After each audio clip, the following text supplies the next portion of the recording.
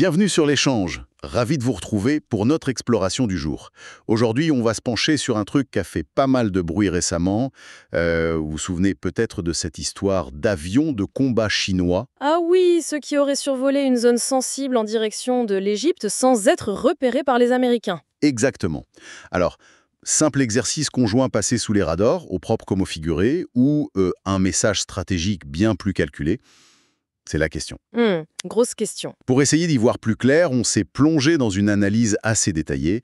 Elle s'inspire d'une vidéo de Sky News Arabia, qui date d'octobre 2025, et qui relaie les idées du docteur Ahmed Faris. Oui, un professeur de sciences politiques connu basé au Caire. Son point de vue est intéressant. Notre but ici, c'est de décrypter ensemble cet événement. Qu'est-ce que ça nous dit vraiment sur les capacités chinoises aujourd'hui et la position de l'Égypte dans tout ça? Et puis les conséquences sur l'équilibre des forces au Moyen-Orient, forcément. Voilà, parce que bon, ça crée une sacrée controverse, notamment en Israël apparemment, mais ça soulève surtout de vraies questions sur la suprématie technologique américaine, hein. Allez, on décortique ça. Alors pour commencer, revenons aux faits. Que sait-on exactement de ce qui s'est passé? Cette opération Aigle de la civilisation 2025.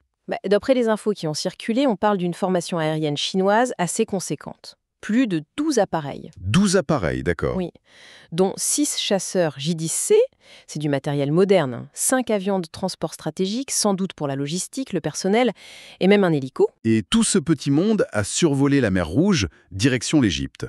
C'est ça, et pas pour une petite balade apparemment. Le trajet ferait plus de 7000 km. 7000 kilomètres?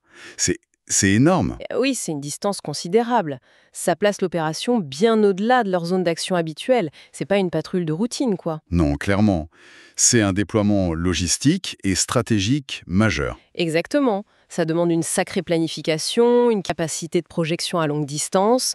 Ça montre une ambition et des capacités qui ont évolué. Mais le point qui a vraiment mis le feu aux poudres, qui a fait tiquer tout le monde, c'est cette histoire de non-détection. Apparemment, cette formation a traversé une zone hyper surveillée. On parle d'une zone avec des bases américaines, pas loin. Et même, selon certaines sources, le porte-avions Truman, qui opérait dans le coin. C'est ça, une zone stratégique très surveillée. Et pourtant, ces avions chinois, ils seraient passés. Ni vus, ni connus. Pas de détection radar américaine, pas d'interception. C'est ça le nœud du problème, non? C'est précisément ça. C'est le cœur de l'affaire, ce qui pose le plus de questions. Comment c'est possible? Comment une telle formation a pu passer inaperçue, là? Et finalement, Finalement, ils ont atterri sans problème sur la base égyptienne de Wadi el-Rich, dans le nord-ouest du golfe de Suez. Voilà. Tout ça dans le cadre de ces manœuvres conjointes, Aigle de la civilisation 2025, qui sont restées assez discrètes sur les détails.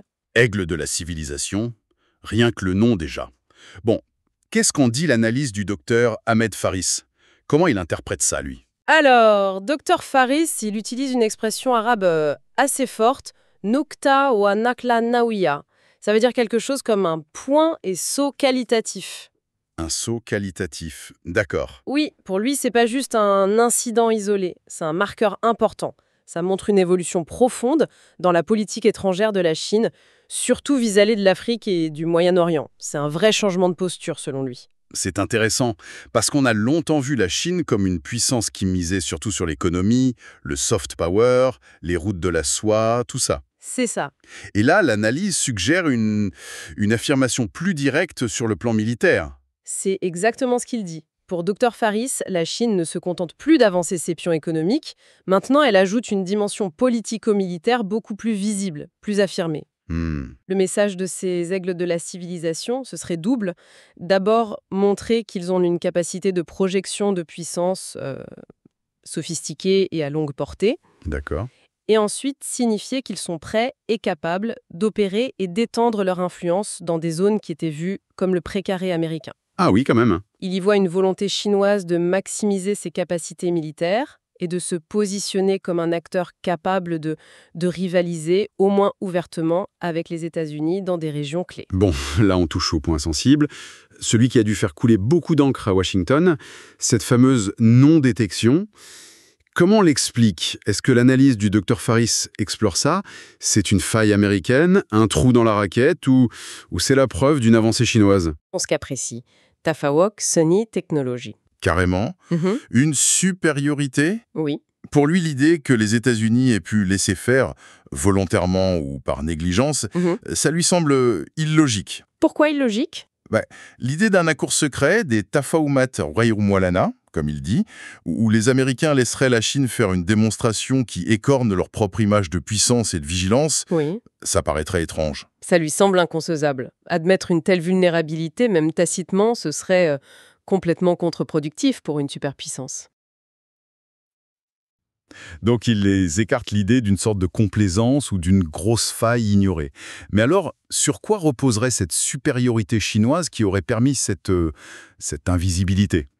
Il donne des éléments concrets? Oui, il met en avant plusieurs facteurs qui, combinés, pourraient l'expliquer. D'abord, une capacité industrielle, al-Qudra al-Sinaiya, absolument massive. Hmm. Ça permet à la Chine non seulement de produire en quantité, mais aussi de moderniser très vite son armée et ses technologies. Ensuite, une vitesse de production, Surat al-Intaj, qu'il juge stupéfiante. Il donne des exemples? Oui, il prend l'exemple de la construction navale. Bon, le chiffre est à prendre avec des pincettes, mais il mentionne une capacité de production qui serait 200 fois supérieure à celle des États-Unis. 200 fois. C'est énorme. La dynamique chinoise. Troisième point, le contrôle sur des matières premières critiques.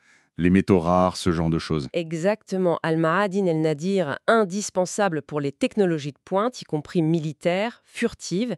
Et enfin, il évoque leur capacité potentielle, si besoin, à basculer vers une économie de guerre totale, Iqtisad al-Harb al-Shamil, mobiliser tout le pays pour l'effort de guerre. Impressionnant ce tableau de la montée en puissance chinoise vu par Dr Faris. Mais, et les États-Unis alors? Ils sont dépassés? Comment il évalue leur position? Non, l'analyse n'est pas si manichéenne. Il reconnaît les atouts américains, bien sûr. Les États-Unis gardent une capacité technologique avancée, al-Qudra at-Technologia al-Mutatawira, qui est considérable. Oui, l'aviation de pointe, les drones. Voilà. C'est le fruit de décennies d'investissement, d'innovation. Et surtout, un point crucial, ils ont une capacité de combat, al-Qudra al-Qital, qui est éprouvée. L'expérience du terrain. Exactement. Une expérience opérationnelle inégalée dans plein de conflits différents. L'expérience réelle, la doctrine, l'interopérabilité, ça reste des avantages majeurs. Donc la compétition est vue comme plus serrée, plus complexe, oui, mais pas comme un basculement total de la supériorité. Plutôt une remise en question de la marge d'avance américaine. D'accord, c'est plus nuancé. Parlons maintenant du troisième acteur clé, l'Égypte. Pourquoi la Chine choisit l'Égypte pour ses manœuvres? Et pourquoi le Caire accepte alors que ça pourrait être vu comme un peu provocateur vis-à-vis de Washington, non? Alors, le choix de l'Égypte est qualifié de très intelligent dans l'analyse. Pour plusieurs raisons. D'abord, la position stratégique de l'Égypte. C'est un pivot entre Afrique, Moyen-Orient, Europe. Et le canal de Suez, évidemment. Artère vitale, oui. Ensuite, les relations stratégiques fortes qui existent déjà entre Pékin et le Caire. Économiques, mais de plus en plus politiques aussi. Il parle aussi de la vision politique égyptienne actuelle qui cherche à affirmer l'autonomie du pays. Et enfin, l'Égypte a une grande infrastructure militaire. Ils peuvent accueillir et soutenir des exercices de cette taille. Donc oui, l'Égypte est vue comme une plateforme idéale pour la Chine pour projeter son influence dans la région. Mais ce rapprochement avec la Chine, ça ne risque pas de tendre les liens avec les États-Unis? Comment l'Égypte gère cet équilibre? Ça doit être délicat. Stratégique pour tous.